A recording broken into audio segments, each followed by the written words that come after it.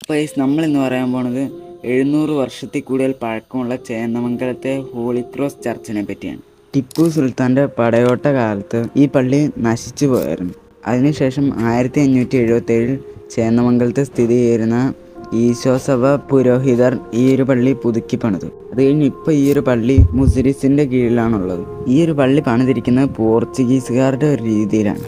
നിങ്ങളിത് ഇപ്പോൾ കാണുന്ന കുരിശിൻ്റെ രണ്ട് വശത്തുള്ളത് പോർച്ചുഗീസുകാരുടെ എംബ്ലം.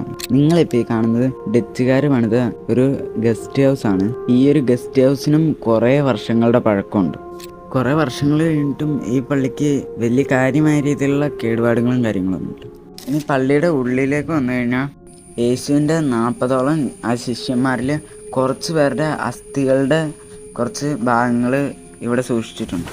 അതുപോലെ തന്നെ യേശുവിനെ തറച്ച ആ ഒരു കുരിശിൻ്റെ ചെറിയൊരു ഭാഗവും ഇവിടെ സൂക്ഷിച്ചിട്ടുണ്ട്. പുതിയൊരു വീഡിയോ ആയിട്ട് കാണുന്നവരെ